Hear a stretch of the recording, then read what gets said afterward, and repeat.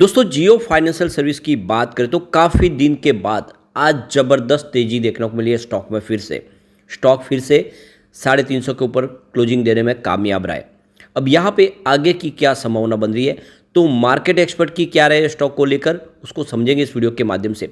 इसके अलावा यहाँ पे जियो फाइनेंशियल सर्विस ने नोटिस के माध्यम से एक्सचेंज को कुछ जानकारी दी है। क्या है वो पूरी जानकारी, उसको समझने की कोशिश करेंगे। सबसे जो बड़ी बात है कि जियो फाइनेंशियल सर्विस जो 4 बड़े बिजनेस को लेकर आगे बढ़ रहे, क्या वो मार्केट लीडर बन सकते हैं, क्या इस समय हमें इन्वेस्टमेंट करना चाहिए, जानने की कोशिश करेंगे इस वीडियो के माध्यम से। लेकिन फ्रेंड, उससे पहले अगर आप पहली बार हमारे चैनल पे आए तो चैनल को सब्सक्राइब कर दीजिए, एक बेल आइकॉन दबा दीजिए ताकि जब भी नया वीडियो बने पहला नोटिफिकेशन आपको मिले। वीडियो पसंद आए तो लाइक से जरूर कीजिए। चलो फ्रेंड्स, वीडियो स्टार्ट करते हैं। मैं हूं आपका दोस्त एस.बी. दवे और हमारे अपने चैनल ऑनलाइन कमाई में आपका बहुत बहुत स्वागत है। तो सबसे पहले जियो फाइनेंशियल सर्विस के कारोबार की बात कर ले तो आज स्टॉक की शुरुआत ही पॉजिटिव हुई 344 पर। कल की क्लोजिंग 341 के आसपास थी। काफ़ी बड़ी गिरावट देखने को मिली थी और स्टॉक पिछले कुछ दिनों से लगातार गिर रहा था। आज इंट्राडे में 342 का हाई बना, तो ये सबसे अच्छी बात है कि पूरे दिन में गिरावट बिल्कुल नहीं हुई है और 342 का लो बना के जो हाई बना है वो 353 का है, यानी बहुत बड़ा जंप। और जो सबसे अच्छी गुड न्यूज़ है कि जो क्लोजिंग है वो बिल्कुल ऊपर की तरफ रही है 353 पर ही, यानी अभी यहाँ से एक अच्छी तेज़ी की संभावना दिख रही है। ऊपर के लेवल से बिल्कुल प्रॉफिट बुकिंग देखने को नहीं मिली। अब 3.53% यानी लगभग 3.5% की अच्छी ज़बरदस्त हमने तेज़ी देखी है। अब स्टॉक यहाँ से निचले लेवल से खरीदारी के दम पे फिर से आगे बढ़ने को तैयार हो चुका है। वैसे ईयर टू डेट के हिसाब से जो इसका रिटर्न है वो 45.53% पॉजिटिव है। 1 ईयर के हिसाब से इसने 37.14% का पॉजिटिव रिटर्न दिया है। 3 मंथ की बात करें तो यहाँ पे 25.15% का इसने पॉजिटिव रिटर्न दिया है। लेकिन पिछले एक महीने में यहाँ पे 3.66% की गिरावट हुई है। जो बड़ी गिरावट है वो पिछले एक सप्ताह में हुई है, 7.81% की गिरावट है। ओवरऑल देखें तो यहाँ से एक अच्छी संभावना दिख रही है। अब यहाँ पे जो बड़ी अपडेट निकल के आ रही है, जियो फाइनेंशियल सर्विस ने नोटिस के माध्यम से एक्सचेंज को जानकारी दी है और उनका कहना है कंपनी की ऑडिटर फर्म यहाँ पे देखो CKSP और COLLP जो चार्टेड अकाउंटेंट फर्म है, और साथ में लोधा एंड कंपनी LLP ये भी चार्टेड अकाउंटेंट फर्म है जो इनके अकाउंट और इनके पूरे बिजनेस को देखती है।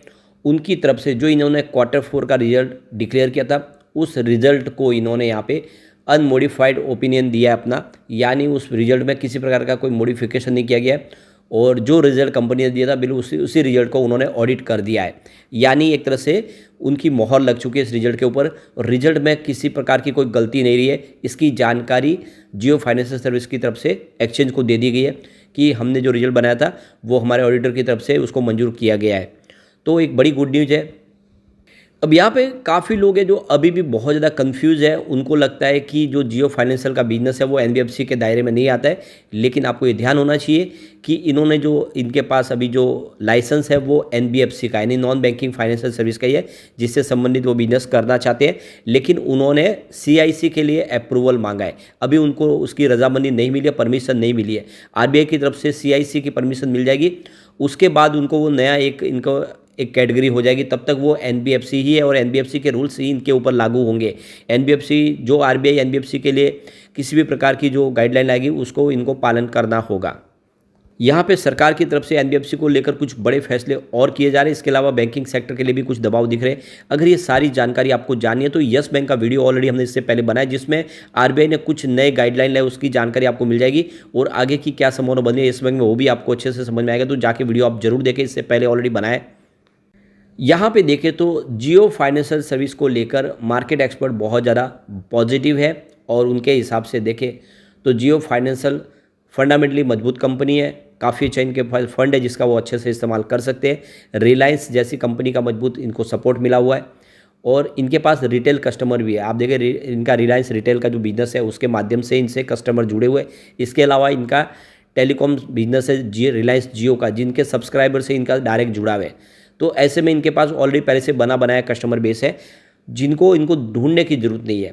तो उनके माध्यम से ये बिजनेस तेज़ी से आगे बढ़ा सकते हैं। यानी एक तो कोई नया बिजनेस शुरू करते हैं उनके पास कस्टमर नहीं होते, ये बात इनके लिए नहीं है। इनके पास ऑलरेडी कस्टमर बेस बड़ा है इनके दूसरे बिजनेस के माध्यम से, जिसको यहाँ पे वो शिफ्ट कर सकते हैं। अब जैसे रिलायंस रिटेल का बिजनेस है जिसके लिए ये लोन का बिजनेस वहाँ से शुरू कर सकते हैं। इसके अलावा टेलीकॉम के माध्यम से लोगों को इन्फॉर्म करके उनको नई नई योजनाएं भी समझा सकते हैं, कंपनी उनके लिए एडवर्टाइज भी कर सकती है। तो ये मौका उनके पास है, जिससे मार्केट में इनकी पोजीशन है वो काफ़ी ऊपर आ सकती है। मार्केट एक्सपर्ट इसको लेकर अभी बहुत ज़्यादा एक तरह से देखें तो आशावान है। तो जियो फाइनेंशियल सर्विस को लेकर यहाँ पे देखो कि जी चोक्कलिंगम जो फाउंडर और एमडी है इकोनॉमिक्स रिसर्च के, उनका कहना है कि लॉन्ग टर्म के नज़रिए से देखें तो यहाँ पे एक अच्छी संभावना दिख रही है, क्योंकि रिलायंस इंडस्ट्रीज आने वाले समय में इसके मजबूती के लिए वो अपनी तरफ से पूरी कोशिश करेंगे, इसको बिजनेस को आगे बढ़ाने के लिए वो अपनी पूरी हेल्प करेंगे, जिससे इनका जो लैंडिंग का बिजनेस है वो काफ़ी अच्छा करता हुआ दिखाई देगा। 25 करोड़ इनके पास रिटेल कस्टमर है इनके रिटेल बिजनेस के माध्यम से, और 44 करोड़ इनके पास टेलीकॉम सब्सक्राइबर है। तो ये इनके लिए बहुत बड़ा प्लस पॉइंट है, जिसका आने वाले समय ये फ़ायदा उठा सकते हैं। तो आने वाले 3 से 5 सालों में कंपनी धमाका कर सकती है बाजार में। ये जिस सेक्टर में जाते हैं वहाँ पे अपनी लीडरशिप पोजीशन हासिल कर सकते हैं। हमने देखा है रिटेल के बिजनेस में और टेलीकॉम के बिजनेस में, और यहीं पर कॉन्फिडेंस पैदा होता है जीएफएस को लेकर भी कि यहाँ पर भी आने वाले समय ये कुछ बड़ा संभावना कर सकते हैं। और इसी वजह से यहाँ पे लॉन्ग टर्म के लिए जी चोक्कलिंगम ने यहाँ पे बाय की रेटिंग दी है और इन्हें 430 का टारगेट दिया है जियो फाइनेंशियल सर्विस के लिए। सबसे जो बड़ी बात है कि ब्लैक रॉक जैसा बड़ा ग्लोबल इन्वेस्टर इनके साथ में जुड़ चुका है और 50-50% की पार्टनरशिप के बिजनेस के लिए। अब आप देख सकते हो कि वेल्थ मैनेजमेंट का उनके पास बहुत सारा अनुभव है, और साथ में अभी वो यहाँ पे इस बिजनेस में वेल्थ मैनेजमेंट का बिजनेस करेंगे और साथ में ब्रोकिंग का बिजनेस भी इनके साथ मिलकर करेंगे, जिससे आप समझ सकते हो कि आने वाले समय इनके लिए पॉजिटिव संभावना बहुत ज़्यादा दिख रही है। अब दूसरी तरफ तो प्रभुदास लीलाधर की तरफ से भी देखें तो यहाँ पे कहना है उनका कि काफ़ी ज़्यादा डिसेंट करेक्शन हो चुका है, और जो बॉटमिंग इसकी दिखे तो 336 के लेवल के आसपास है। यहाँ से एक पुल बैक देखने को मिल सकता है, और नियर टर्म में ये 348 के जोन में आ सकता है, और फिर 358 के आसपास आने की संभावना बनेगी। अगर 358 को इसने क्रॉस किया तो फिर आने वाले में जो टारगेट है वो 372 का, और फिर सेकंड टारगेट 386 के आसपास देखा देगा। यानी यहाँ से एक संभावना पॉइंट बनेगा। तो वैसे आज देखें तो इंट्राडे में ये ऑलरेडी 350 को क्रॉस किया, यानी अभी ये फिर से 386 तक जा सकता है। और यहाँ पे देखते हो कि इसके लिए 336 के आसपास स्लिप के अंदर आप देखें तो वीकनेस दिखाई दे सकती है। इससे नीचे गया तो कुछ और ज़्यादा डाउन साइड देखने को मिल सकता है। तो वैसा हुआ नहीं, बाउंस बैक दिया तो स्टॉक अब की बार 386 तक जा सकता है, ये प्रभुदास लीलाधर का कहना है। दूसरी तरफ देखें तो यहाँ पे रेलिगियर ब्रोकिंग के रवि सिंह के हिसाब से इसका टारगेट 360 के आसपास है। स्टॉप लॉस 320 का लगाना, इसमें खरीदारी करना है। आने वाले समय ये 360 तक जा सकता है। तो मुझे लग रहा है कि 360 तो 1 या 2 ट्रेडिंग सेशन में भी जाता हुआ दिखाई दे सकता है। तो बिल्कुल काफ़ी अच्छा मौका है लॉन्ग टर्म इन्वेस्ट के लिए। अब इसके बिजनेस की बात करें तो काफ़ी लोग कह रहे हैं कि बिजनेस में अभी वृद्धि देखने को नहीं मिले, तो आप इसके आंकड़े पुराने देख सकते हैं, जिससे आपको पता चलेगा कि 2024 कंपनी के लिए काफ़ी शानदार है। 2021 में इनका रिवेन्यू 0.31,000 करोड़ के आसपास था और रिवेन्यू 0.12,000 करोड़ के आसपास था। 2022 की बात करें तो इनका रिवेन्यू 0.18,000 करोड़ के आसपास था और प्रॉफिट 0.17,000 करोड़ के आसपास था। 2023 की बात करें तो इनका रिवेन्यू 0.05,000 करोड़ के आसपास था और प्रॉफिट 0.03,000 करोड़ के आसपास था। जो आंकड़े बहुत कमज़ोर थे, लेकिन 2024 में देखो कि जो प्रॉफिट और रिवेन्यू ज़बरदस्त बढ़ा है।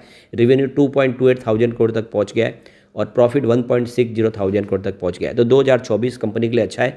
अब आने वाले समय इससे भी शानदार रिजल्ट देखने को मिल सकते हैं। ऐसे में अच्छा मौका है लॉन्ग टर्म इन्वेस्टर के लिए। वैसे भी इसकी प्रदर्शन को देखें पेयर कंपनियों की तुलना में इसका प्रदर्शन काफ़ी अच्छा रहा है। पिछले 6 महीनों में जियो फाइनेंशियल सर्विस ने 57% का जबरदस्त रिटर्न दिया, जबकि बजाज फाइनेंस में इस दौरान 0.56% की गिरावट हुई है और चोलामंडल फाइनेंस में 9% की ही तेजी बनी है। तो विनर जियो फाइनेंशियल है।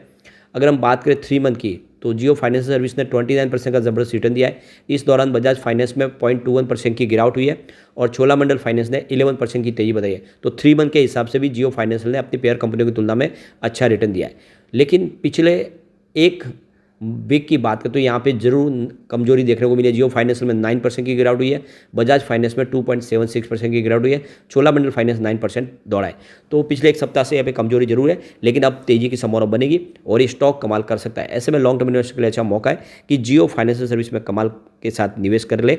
यह आने वाले समय आपको मालामाल कर देगा। लेकिन फ्रेंड, कोई भी इन्वेस्टमेंट करने से पहले अपने फाइनेंशियल एडवाइजर से बड़े ले या अपना खुद का रिसर्च करें, क्योंकि मैंने वीडियो आपके एजुकेशनल पर्पज़ के लिए ही बनाया। वीडियो पसंद आए तो लाइक से जरूर कीजिए और चैनल को सब्सक्राइब कर दीजिए। Thank you friend.